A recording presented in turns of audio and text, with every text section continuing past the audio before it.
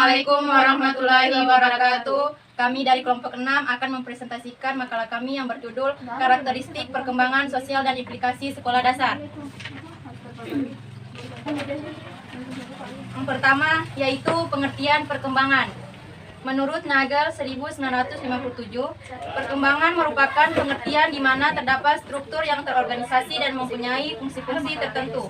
Oleh karena itu, bila mana terjadi perubahan struktur baik dalam organisasi maupun bentuk dan mengakibatkan perubahan fungsi.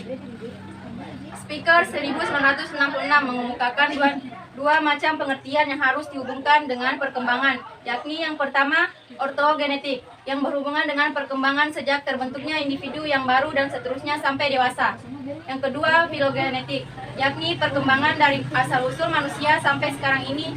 Perkembangan perubahan fungsi sepanjang masa hidupnya menyebabkan perubahan ini juga terjadi sejak pemulaan adanya manusia. Jadi perkembangan ortogenetik mengarah ke satu tujuan khusus sejalan dengan perkembangan evolusi dan mengarah kepada kesempurnaan manusia.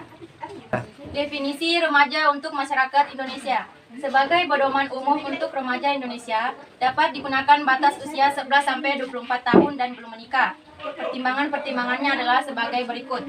Yang pertama, usia 11 tahun adalah usia di mana pada umumnya tanda-tanda seksual sekunder mulai tampak.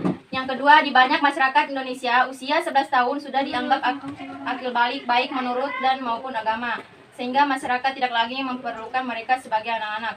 Pada usia tersebut, mulai ada tanda-tanda penyempurnaan perkembangan jiwa seperti tercapainya identitas diri.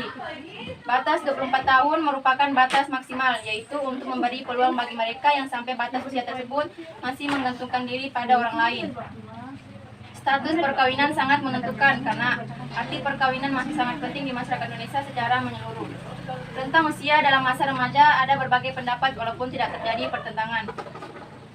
Yang pertama yaitu menurut Biogot, Korstam, dan Falan mengemukakan bahwa masa pubertas berada dalam usia 18-12 tahun. Seorang remaja berada pada atas peralihan kehidupan anak dan dewasa. Pada remaja sering terlihat adanya yang pertama kegelisahan, kedua pertentangan, yang ketiga berkeinginan besar untuk mencoba segala hal yang belum diketahui, yang keempat keinginan menjelajah ke alam sekitar yang lebih luas, yang kelima menghayal dan berfantasi, dan yang keenam aktivitas berkelompok.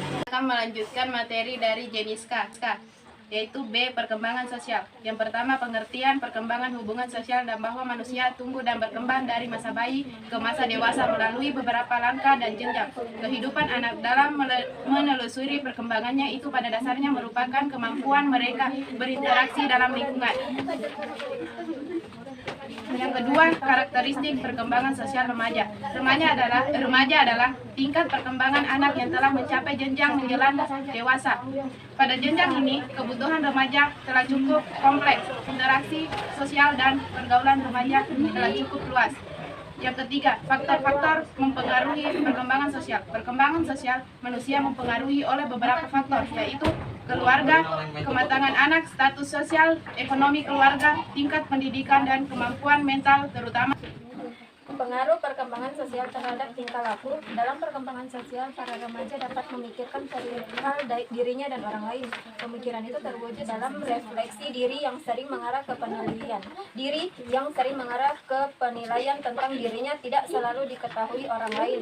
Bahkan sering terlihat usaha seseorang untuk menyembunyikan atau merahasiakannya. Pencerminan sifat egois sering dapat menyebabkan kelakuan peserta didik dalam berpikir maupun bertingkah laku. Persoalan yang timbul sering terjadi dalam perkembangan fisik yang dirasakan mengganggu dirinya karena singkahnya orang lain sepikiran dan ikut tidak puas mengenai penampilan dirinya.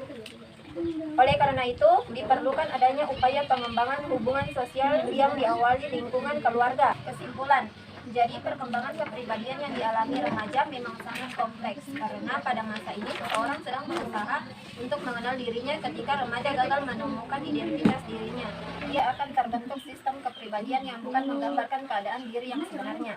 Tujuan penyusunan pada makalah ini telah tercapai karena pada makalah ini penyusun menjadi mempunyai pengetahuan tentang karakteristik perkembangan kepribadian pada remaja. Sekian presentasi dari kami. Mudah-mudahan bermanfaat bagi kalian. Minallahi musta'an walaitiqlan. Assalamualaikum warahmatullahi wabarakatuh.